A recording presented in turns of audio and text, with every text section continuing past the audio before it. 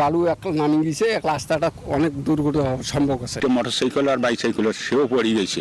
বড় বড় একটা করে গর্ত হয়েছে, এই গর্ততে যদি গাড়ি বা যে কোনো মানুষ পড়ে তার বাঁচার মতো পথ নাই। রংপুর লালমনিরহাট আঞ্চলিক সড়কের বিভিন্ন স্থানে ভয়াবহ ধসে ঝুঁকিতে পড়েছে দুই জেলার মানুষের চলাচল। গঙ্গাচড়া উপজেলার মহিপুর থেকে কাকিনা পর্যন্ত প্রায় 5 কিলোমিটার সড়কের অন্তত 50টি স্থানে বড় বড় গর্ত সৃষ্টি হয়েছে।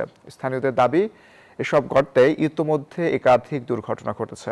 রংপুর গঙ্গাচড়া থেকে সুজন আহমেদের পাঠানো তথ্যচিত্রের রিপোর্ট।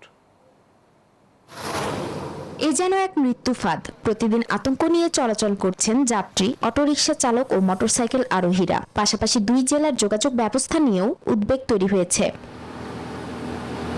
কয়েকদিনে টানা বৃষ্টিতে রংপুর লালমনিরহাট আঞ্চলিক সড়কের দ্বিতীয় তিস্তা সেতুর উত্তর প্রান্ত থেকে মহিপুর হয়ে কাকিনা পর্যন্ত প্রায় 5 কিলোমিটার এলাকায় ভয়াবহ ধস দেখা দিয়েছে।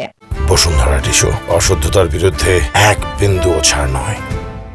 অন্তত 50টি স্থানে পিচ ঢালা অংশের নিচের মাটি সরে গিয়ে বড় বড় গর্ত তৈরি হয়েছে। স্থানীয়দের দাবি, এসব গর্তে ইতোমধ্যে 15টির বেশি দুর্ঘটনা ঘটেছে। বালু এক নামি গেছে, এক রাস্তাটা অনেক দুর্ঘটনা হওয়ার সম্ভব আছে। মোটরসাইকেল আর বাইসাইকেল সেও পড়ে গেছে। বড় বড় একটা করে গর্ত হয়েছে, এই গর্ততে যদি গাড়ি বা যে কোনো মানুষ পড়ে তার বাঁচার মতো পথ নাই।